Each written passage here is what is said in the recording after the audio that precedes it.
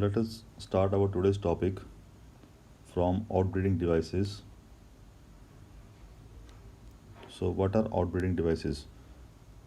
So outbreeding devices are some techniques which are used by the flowers to stop inbreeding depression. अब inbreeding depression क्या होता है?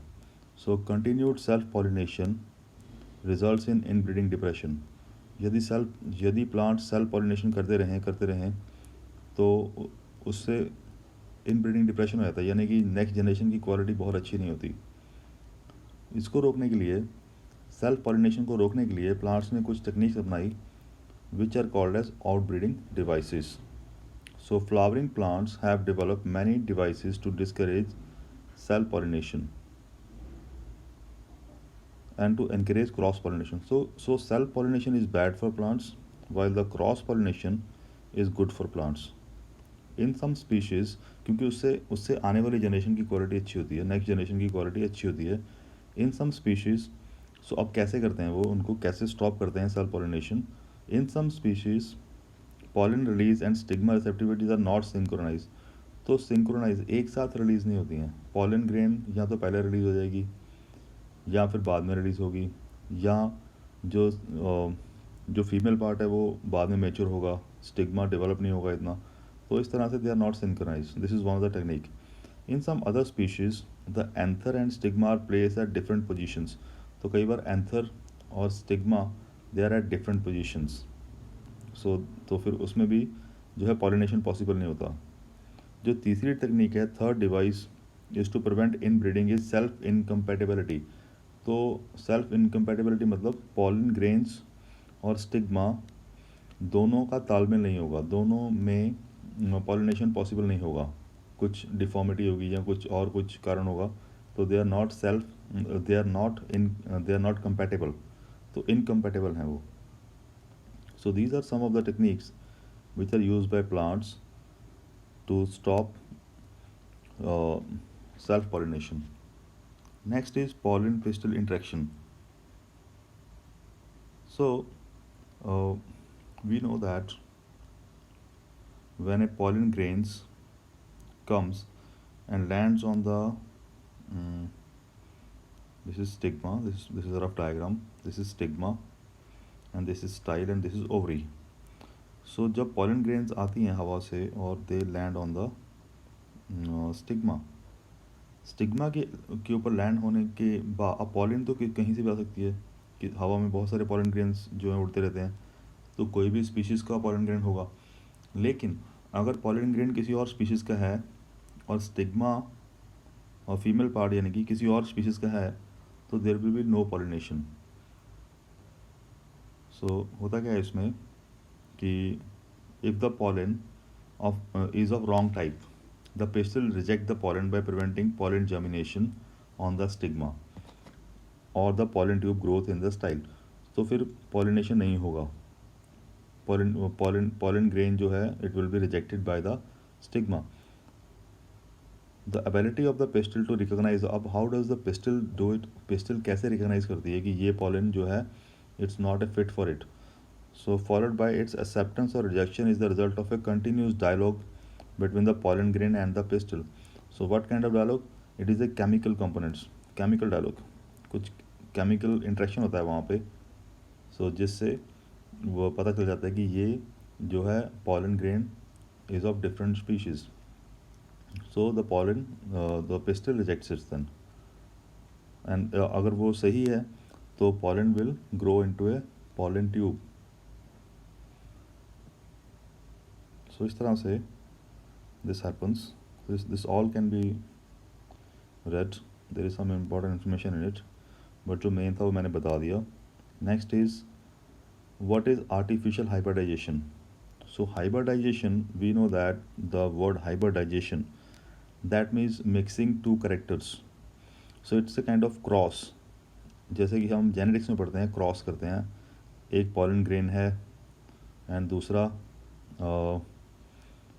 Stigma style ovary है, and we have to do a cross.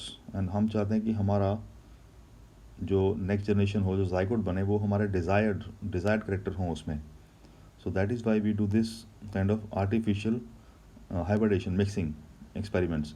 So in such a crossing experiment, it is important to make sure that only the desired pollen grain are used for pollination and the stigma is protected from contamination.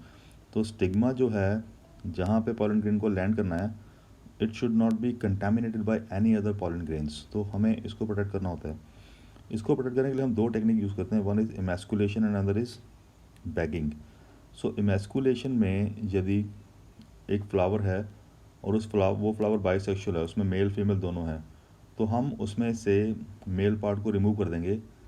क्योंकि अगर हम नहीं remove करेंगे तो उसकी जो pollen grains हैं, it may pollinate the female. So if the female parent bear bisexual flower, removal of anther from the flower bud before the anther dies using a pair of forceps. तो उसको हाथ से भी remove कर सकते हैं या फोरसेप्स या कैंची से इज़ नेसेसरी. पर ये देखना चाहिए कि हमारी जो फोरसेप है या जो भी हम इंस्ट्रूमेंट यूज़ कर रहे हैं, it should not be contaminated. क्योंकि अगर उसमें कुछ बैक्टीरियल ग्रोथ होगा तो हमारा प्लांट, तो हमारा जो जो हम करना चाह रहे हैं एक्सपेरिमेंट, वो सारा डैमेज हो जाएगा उसमें. So removal of the male part, removal of the anther is called emasculation. अब emasculation तो हमने कर दिया, लेकिन इससे गारंटी नहीं, ये नहीं है कि हमारी जो फीमेल पार्ट है, स्टिग्मा स्टाइल ओवरी, उस पर पॉलिनेशन नहीं होगा. क्योंकि हवा में बहुत सारे पॉलिन ग्रेन्स हैं, वो कहीं से भी आगे उसको पॉलिनेट कर ही देंगे. So in that case we use small bag, छोटे छोटे बैग्स जो हैं उससे हम कवर कर देते हैं फ्लावर को. Emasculated flowers have to be covered with a bag of suitable size, generally made up of butter paper, to prevent contamination of its stigma with unwanted pollen. So this process is called bagging. So in the meantime, जो हम desired pollen grain है उससे फिर हम उसको pollinate कर सकते हैं, pollination कर सकते हैं. So these are the two techniques which are used to prevent contamination. Okay, so this was all about artificial hybridization, and the next topic is double fertilization. So double fertilization 10th class में भी था, and it is a very important topic from the examination point of view. So why it is called double fertilization, and it occurs only in the flowering plants. Angiosperm में होता है ये. So we know the process कि जब fertilization होती है, जब pollination होता है, तो pollen grains they come and grow on the stigma. और स्टिग्मा पे ग्रो होने के बाद पहले तो अगर पॉलन का डायग्राम आपको याद हो तो पॉलन ग्रेन के अंदर, जो पॉलन ग्रेन में there are two cells, one is vegetative cell and another one is generative cell. So when the pollen grains they land on the stigma style ovary, so suppose these are the pollen grains. So उसके बाद obviously हम पढ़ चुके हैं कि pollen pistil interaction होगा, वो तो होगा. और यदि pollen and stigma are of the same species, तो pollen grain will grow into a pollen tube. और pollen tube में दो सेल होंगे, pollen tube के अंदर दो सेल होंगे, और जो फीमेल सेल है वो यहाँ पे होगा, ओव्यूल्स यहाँ पे होंगे. So let us this is a rough diagram, so let us understand it by using this diagram. So इसमें देखिए यहाँ पे, let us read it first. After entering one of the synergids, the pollen tube release two male gametes.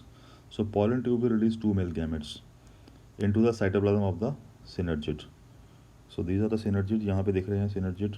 तो एक gamete जो one of the male gamete move toward the egg, एक male gamete जाएगा egg के पास and it will fertilize and form the zygote. This process is called syngamy. Fusion of male and female gamete is called syngamy. So what will happen to the another gamete? जो another gamete होगा वो यहाँ आएगा. यहाँ पे क्या था पहले, यहाँ पे पहले दो पोलर न्यूक्लियाई थे पहले यहाँ पे. सो दूसरा एक गैमेट और आएगा, अब तीन हो गए यहाँ पे, और उसने उसको यहाँ पे it will fuse with them, and this is called triple fusion. As this involve the fusion of three haploid nuclei, it is term triple fusion. और ट्रिपल फ्यूजन होगा तो उससे क्या फॉर्म होगा, एंडोस्पर्म फॉर्म होगा.